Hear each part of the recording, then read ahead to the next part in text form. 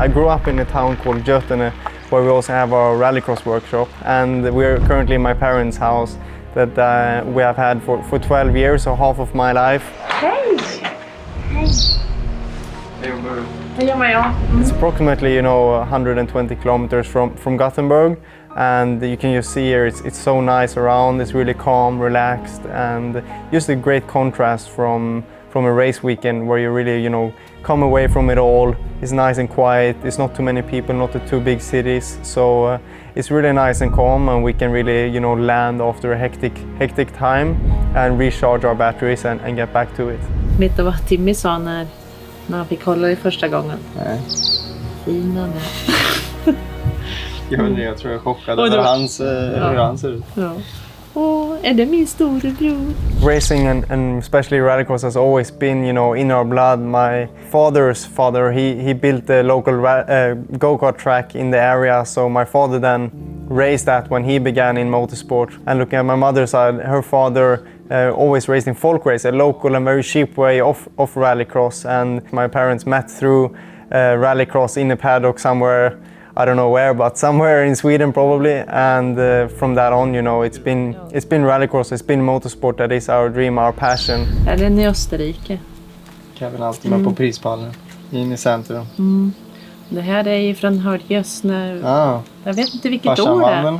Det där måste ju vara i Sevilla nu, 2003. When I was 1 year old, I flew to my father's race in Portugal, so he can be with me on my first birthday, and from that on, it's always been rallycross in my spirit, and just that lifestyle, that sport, I fell in love with it, and my dream was always to become a European champion in my father's category, in the supercar category. And now looking at Extreme E2, that has a bit of those vibes, I just love racing in those two categories, and it's really been, a passion of mine. Really, all sports has been a passion, but especially rallycross and obviously motorsport is incredible. Här har det börjat kartingen. Första tävlingen, gul bil, precis som jag hade nu. Jag vet inte varför. Men här tror jag du har tagit Timmys pokal och leker. Att du har vunnit. Quite 100% certain my competitiveness comes from my mother. She is, I think, the biggest competitor we all have seen, and I've never seen her race because I think she got, if you listen to what she says, then she got too competitive. She hated losing, and that competitiveness comes from that. But obviously, my father very successful in that way when he continued when my mom stopped. Och så Timmy coaching. Han älskar det att hjälpa dig. Det var Magda som var stora syster Klara som körde mot mig. Ja, just det. Ja. Och här. Han var bra med dig. Där ser man också hur mycket äldre han är. Det är liksom tonåring och fortfarande barn. Ja. I think I got a good balance from both of them. And like my father always said, you need to dare to lose if you want to win.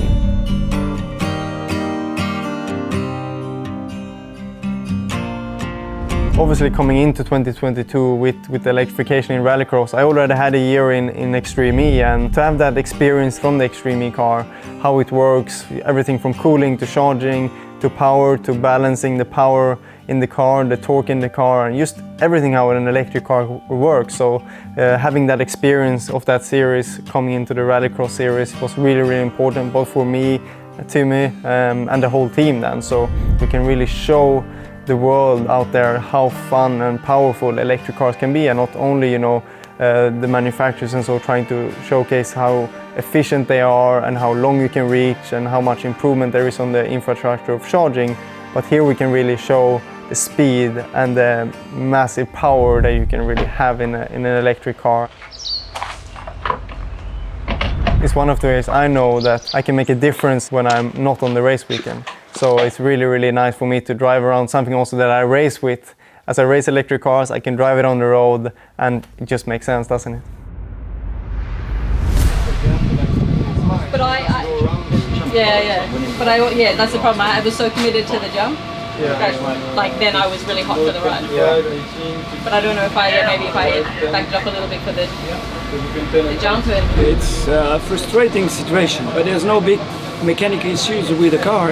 The car works good. Pace is good. We had the puncture on the first qualification, and that's really punish ourselves. We are 6th in the ranking, and unfortunately we missed the big final. So we have to be positive and try to win this. And if we win this redemption one, it's going to be a new day tomorrow. My quickest time was this morning. Yes. Yeah. Yes. Yeah, the last second lap. Yeah. Almost everyone is Okay. Yeah. Okay. I think in terms of efficiency, I could go a bit more rearward in high speed, Yeah. which for me would be better. My racing schedule for 2023 is really hectic with the 8 rallycross races and 5 Extreme E races. But also the 2 sports are in some ways quite similar because we race electric, both the series and also the race format, racing 5 cars together abreast on a tight course is, you know, really putting experience into both sides. So I can really learn things in rallycross that I can use in Extreme E, and in Extreme E I can learn things and use that in rallycross. So it's really 2 sports that I can use together and become a very, very, you know, improved version of myself every time, because I learn things every time I'm on track, and I can use that in both championships. So for me it's a perfect situation, and also the more I race, the better I can become. I think experiencing driving electric cars are really, you know, what really puts a great point to electric vehicles, because it is so fun to drive, it is so fast and extreme. So, you know, people around can be a bit skeptical, it's a bit quiet, it's a bit, you know, people say, well, there is no sound. Well, I say, do you watch racing with your eyes closed and only listen? For sure not. So, I mean, it's even better racing out there with electric, and to have that experience, both from a driving perspective, you can really put a positive note also from the experience of driving it to all the fans out there, because in the end of the day, they should also have electric vehicles driving on the road and experience how fun and great it is to have one of those.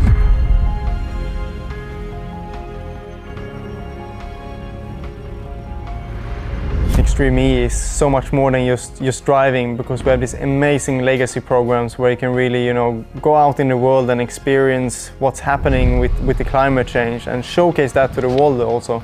That's an opportunity we never had before. Believe.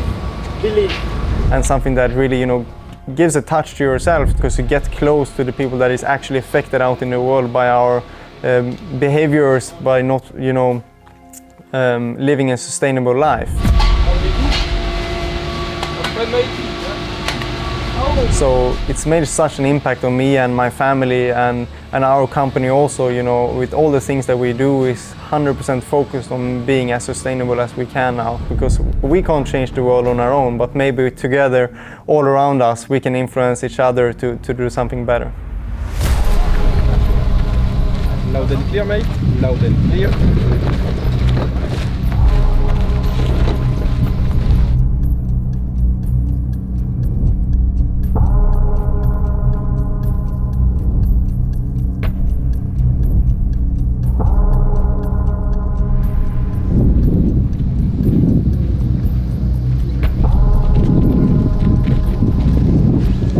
Then a couple of teams that we maybe wouldn't have expected to see in the redemption race. That's one of them. Veloce's Molly Taylor waiting to take over from Kevin Hansen. They are the championship leaders. McLaren's in it. Carlcott's Motorsport.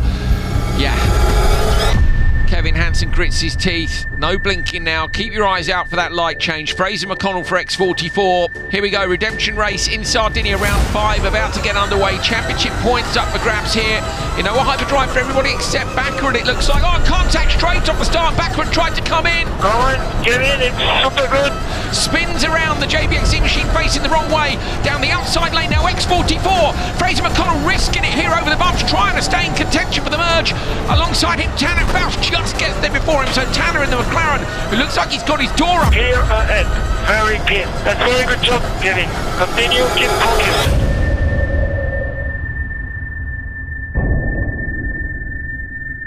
Kevin Hansen for Veloce, sliding around with the water at the track. 1.7 behind, 1.7. What an absolutely unbelievable start. We've had such clean racing throughout the course this weekend so far, and of course we get through into the redemption race and you realise how competitive these drivers are. Break downhill, keep tight, keep tight.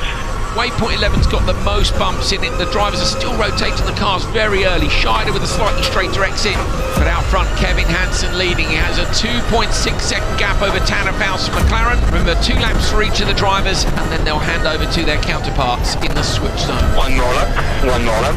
The main thing of joining Veloce Racing, I think, was the atmosphere and the youth in the band and in the team there. It's you know, I'm a person I really enjoy being with people and sharing my life with, and seeing all the people, you know, in Veloce Racing being so young and hungry to build their brand up and be successful in racing, and also having the boys, you know, had a good background in racing and their lives. It really, you know, made a lot of sense, and I just felt like home. And it's very simple sometimes, but when it's simple, it's right. So I really enjoyed chatting with all of them and coming into Veloce Racing. So the door's gone, the rear bodywork's gone. There is a minimum weight on the car. What they do when the car missing out on track time, no idea. Get behind 3 seconds. Smooth brake at 10, cross. Losing that amount of bodywork. Tight to flag in 11. And box. Switch back 4. Into the switch zone now comes Kevin Hansen. He braked pretty early there for me. His gap was 4.3. Oh, Fraser McConnell all locked up, and he misses the entry point. So Tanner Faust gets in. McConnell now trying to slot back across, so he's missed the gap. Now he's got contact. It's not just early rotations and then you're okay. Flat in the exit. Flat in the exit, says Kevin. So he's basically saying about grip levels flat out in the exit. And during the switch zone, of course, to make sure everyone's safe, this is not a race. They get 45 seconds to make sure that they can safely do a driver change. And you can hear there the countdown from one of the teams to the drivers giving a 5, 4, 3, 2, 1. Look at the suspension all exposed on the back of the McLaren. Okay, Molly, we are here behind. We have a 3 seconds gap. When I joined Veloce Racing, they were so hungry for any success, you know, and so was I. I hadn't had too many podiums, and I wanted that win, and I wanted to be competitive for the championship. But then when I did jump into the team, it just clicked with the race team, with Molly, with all of the company and all of the people back in the base. Get behind 4 seconds. Focus forward. Taylor and Hansen, you know, the redemption race, Nicky, there's not a lot of redemption, is there? You don't make the final like you used to in the crazy race, but at least they're going to get good championship points. Remember, Hansen and Taylor are the championship leaders coming here for Veloce, so they're doing the best they can. Up to 10 points available for the redemption race. So, you know, that really still is a considerable amount of points at a critical point in the championship title fight.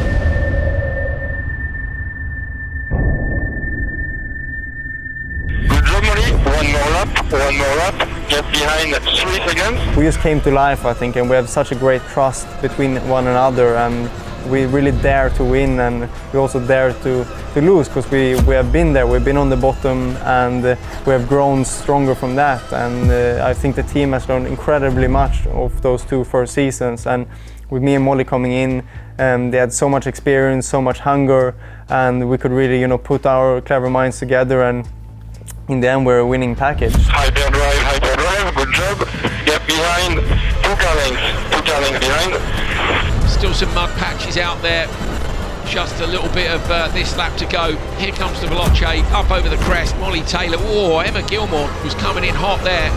Pretty close behind, only 1.1 second between them, with that door off the side of the car there. Still okay, Molly, still okay. 1 second gap, and to the finish line. Coming up now, you can see the finish in the distance. Look how close they are. It's super close between them. Leah Block trying to find a way past Emma Gilmore. Molly Taylor going to take the redemption race. For Veloce in the background, Leah Block is so close in behind Gilmore, can't quite get through. So Gilmore and Faust come P2.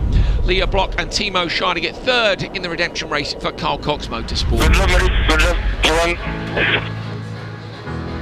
That's right, thank you. Yeah, Molly, great job. Well done. 10 points for Veloce Racing. Absolutely critical at this point in the championship. I think they'll be pleased. Literally, they've claimed a bit of redemption today by winning that redemption race. We're back. I love it. That was pretty mega. Great job. That's more okay. Yeah, that's Very good stuff. Smash that. It's been really amazing to see this development and how happy everybody is. You know, me, Molly, all the team and everybody back at base. Just smiles and happy vibes, and that is, you know, something inspiring to see and makes me want to work even harder to make sure we stay on that top step. Like that. I mean, we need to battle climate change together, and then we need to showcase great ways to do that. And we race cars, and then we need to race sustainable cars. So for us really to make that change, it was about time, but I never believed when I was young that I would race anything other than petrol. But now I'm so happy I do, because the car is even better, it's more direct, it's faster, and it's a better experience. So I mean, that's the beauty of development and pushing technology forward.